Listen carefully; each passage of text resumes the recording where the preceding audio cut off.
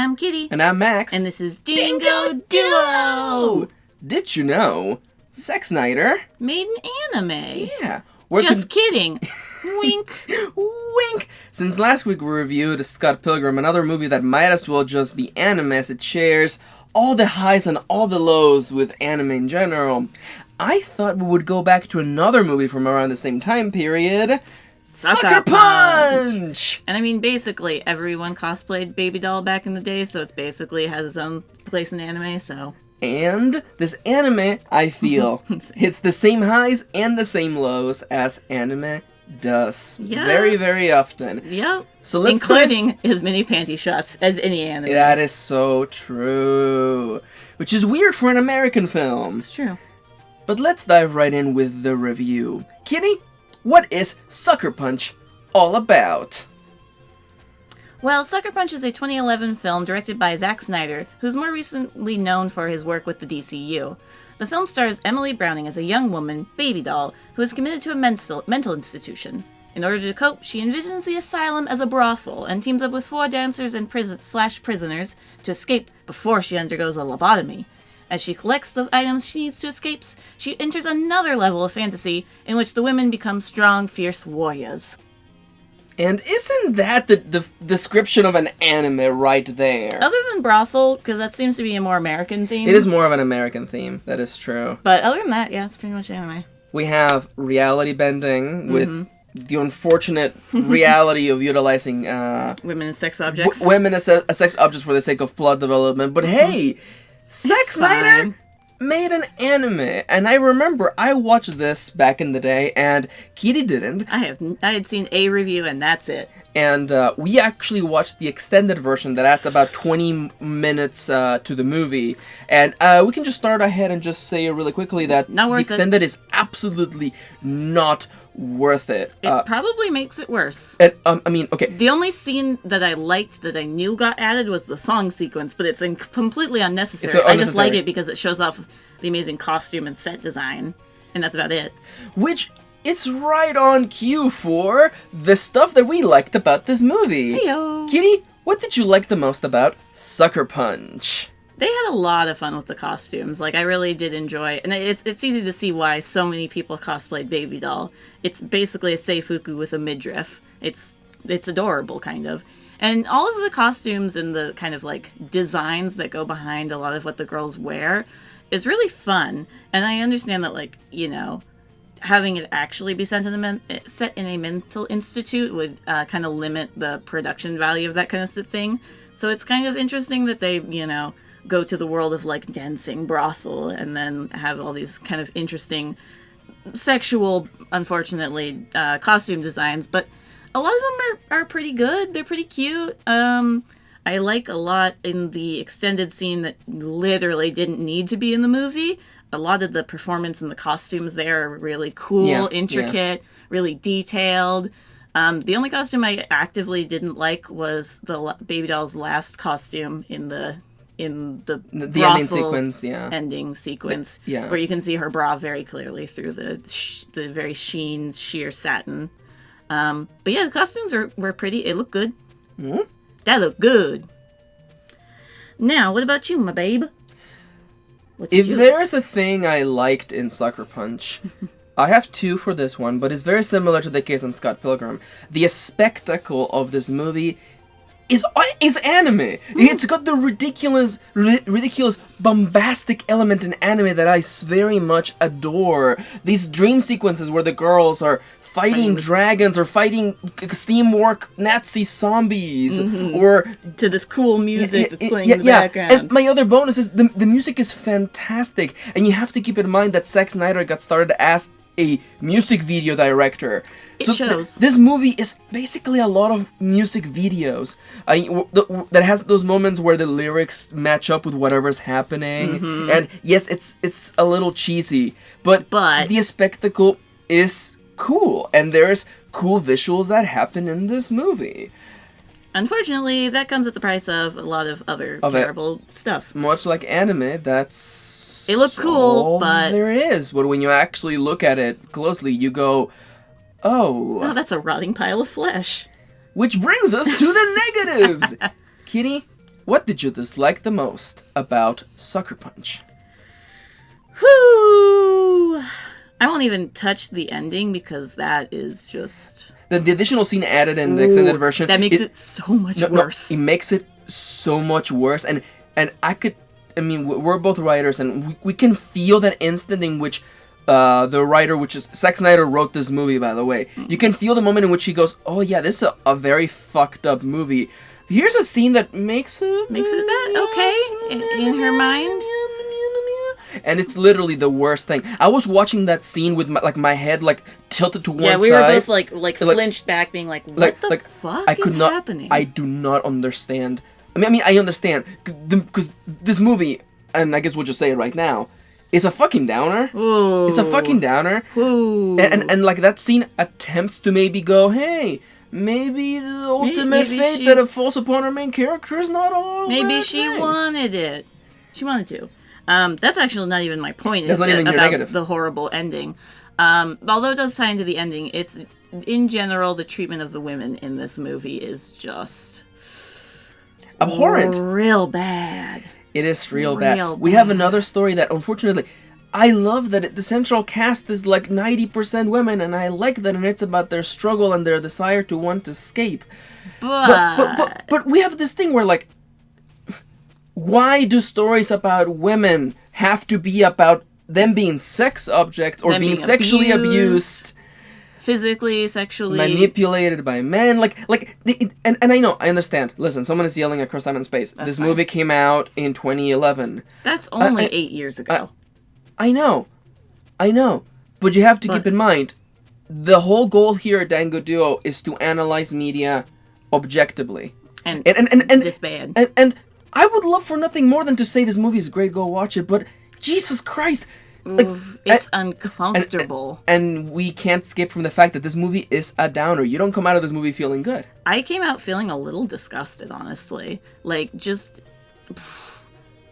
And even in that way, the ending like makes no fucking sense as you're following this main character and you see what happens to her that they try to justify in the extended cut. But yeah, even just excluding even our main character, fucking everybody else gets treated like shit. Abused, beaten, like shit, almost sexually assaulted, actually sexually assaulted. You know, just crying, like, just abused by the manager or whatever. It's not like, I guess, I don't want to compare it to Magical Girl Sight, because it's not that bad, but I do think that in some way you're supposed to, like, oh, they're gonna get their revenge on this guy, and then it doesn't really happen. And even the one woman in power, the doctor, gets treated like shit, gets shoved around and manipulated and, like, you know, tries to help these girls, but in the end is powerless to the man. Yeah. And then even in the end of the movie, it's all saved by a white guy, so yeah. What was the point? Thank you, white guy in a kimono. Thank you, white man in a kimono. So yeah, the boy howdy, what did you dislike the most? I agree with basically every point that you made, but adding additional to that is that this movie is all spectacle and very little substance. When you start to actually think about what the movie says, what's the ultimate message? I'm not saying every movie or story has to have a lesson, but what is it saying about this story? What is it saying about these characters? Because if you don't have a message, it just ends up, you know, it comes out naturally in the course of, you know, your directive work. And in this movie, it's if you're a woman, lay down and you take the suffering, basically. Yep. Which is horrible. No actual substance. And we are dealing with the problem with the ending where you're following a person the whole journey and then the story just goes, hey, the story wasn't about them. And then the whole audience is like, yeah, it was. I've been following this person forever and I would like for them to not have to deal with, you know, the ultimate worst possible ending. You know, for this character. And the movie's like, no, but think about it, though. And literally, the ending of the movie is Zack Snyder word vomiting on the screen, just saying things that sound cool that don't actually mean anything. The story's about you. Yeah, but because, like, you have all the weapons, you need to survive, now fight.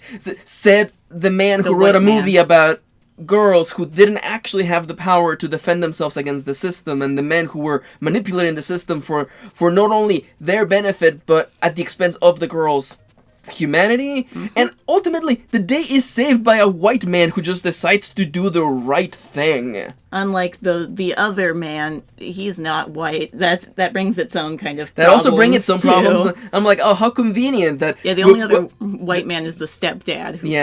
Which is and I'm like, oh yeah, that we have like a non-white antagonist. That's kind of cool. Oh, they're like the worst, nastiest person ever. Truth be told, that actor did a fantastic performance. Oh no, he's like the best performer in this. He did a fantastic job. But we're basically just this movie, much like a lot of anime, is a kind of coffee table cake or a coffee cake where you start. You're like, oh, it looks tasty and delicious, and then you grab it and it just crumbles apart in your hands. And it's just a big old mess. It's on the floor. It's down your shirt. It's just everywhere. And like a lot of anime, the best way to experience it is by just cutting out the exciting bits and just watching those out of context. Because that might be the best way to watch. Or just shoving it down your face and not thinking about it. Just making an anime music video, basically. Yeah. Kitty, do we recommend Sucker Punch? No. If you want to try to find on YouTube the fantasy in a fantasy sequences of them fighting, that's cool. That's like the best parts of the movie. That's like the best parts of the movie. So, and the song sequence from the extended, that's fun. Other than that, no. Don't actually watch the movie. We came out of it feeling really gross. Don't actually watch the extended cut either. No, the extended cut is not worth it. Jesus, it adds a whole nother level of gross. Okay, now listen. You can watch the original movie and go, okay, Zack Snyder didn't really understand how stupid he was being. But then you watch the extended cut and you go, oh my god, this is your solution? This is your solution to the problem to make it even grosser? Mm-hmm. Man, even John Hamm did not believe the bullshit he was saying. He looked really oblivious to what he was saying. I think he was just thinking about that paycheck. He was, yeah. Honestly, about phoning it in, there you go, John Hamm, worst performance in the whole movie. But to be fair, he didn't really do anything, so good on him, I suppose. He got out of it mostly scar-free. Now, Kitty, since we're not recommending this movie, no. Is there anything we can possibly recommend that has amazing spectacle and somehow manages to respect women and empower them somewhat? We went back and forth on this for a while. We went back and forth. We were like, Kill la Kill. Wait, we can't recommend Kill la Kill twice in the same 2 weeks. Same 2 week span. What about Bayonetta? It's a game. It's a game. It's not an anime. It's not an anime. Although it has the spectacle and it empowers women. Certainly does. So we ended on My Hero Academia. My Hero Academia has great spectacle and it manages to empower women. Except for whenever Mineta is on the screen. And Momo's costume. Shut the fuck up. This is the best recommendation we can give you. Go watch My Hero Academia. You'll cry. It's the saddest thing that we had to struggle to find something that's empowering powerful women that wasn't like even slightly sexual like Kill la Kill or Bayonetta. And like, it's even hard recommending Kill la Kill because Kill la Kill is very deeply drenched with male gaze. Certainly. But at least it, like, you come out of it feeling good, empowered. And the story is about women. Yeah. And it's not about, men. It's, men's view on women. My Hero Academia is the ultimate piece of media. That empowers women. Go watch it. If you can think of a better recommendation that has spectacle and that respects women and attempts to empower them, please let us know. Leave it in the comments. I was trying to think of a really good magical girl anime, but, like, they're all not this, like, battle heavy. Yeah. At least of the good ones, because Magical Girl Spec Ops Asuka is not good. Yeah, it was kind of gonna be that, but then you actually watch it and you go, oh yeah. So leave your recommendations for empowering ladies shows in the comments below. Yeah, and we want to let you know that our name is Dango Duo. We do anime content and Let's Play stuffs every single week. If you're interested in the B-roll, well, that's coming up on Sunday, and the next review will be coming up next Friday, and we'll see you around. Woo! If you're interested in supporting us, there's links in the description of this video. Like our Twitters. Like our Twitter and all of that stuff. Amazon wishlist, treat us to something, and of course, a place to support us, patreon.com/DangoDuo. Or Ko-fi. That's your cup of tea. Yep. But Patreon. Patreon! If you pledge a little bit, you get these videos early, and you support us. Woo! And you get a shout out like the following people. Amelia. Angela. Nope, that's the wrong order. Alexa Hoshi. Amelia. Angela. Arizos. Lier. Luna. And Sound. Whoop, whoop, whoop, whoop, whoop, whoop, Whoopity, whoop, whoopity, whoop. whoopity, whoopity. Hey, guys. My God, what a bad. You felt so bad about it. I felt bad about you watching it. That's and maybe I've already made this tweet because this is very far in the past. But like, listen, I've made you watch some junk movies, and you still love me. What? So it must be true it's love. true love. Listen, anyone who sits down and watches Ever After High or My Little Pony Equestria Girls movies with you, that's true love, baby. Those weren't that. It's love, baby. It's love, baby. Oh wow, that's a reference for nobody. Not yet. Those movies weren't that bad. The worst thing was just Pinkie Pie literally just explaining the plot, Breaking the fourth wall. No. When a character breaks the fourth wall in a story where that has never been established, like. No. Listen, for most of it, I was like, yeah, this is fine. But then Pinkie Pie solving the problem, explaining the plot, and breaking the fourth wall just made me like go like, okay, I'm flipping a table right now. This is stupid. Yeah. You're the worst fucking character. If you cease to exist, the story would only improve. As I've always said, Pinkie Pie is the Mineta of the My Little Pony universe. My Little Academia. Don't you take Somebody's that back. made that. So you take that out of people. You have put that in people's heads now. You have cursed them with that thought. Oh, somebody's already made it. Don't worry. All right, we're peacing out. Peace out. I'm gonna go pet this cat.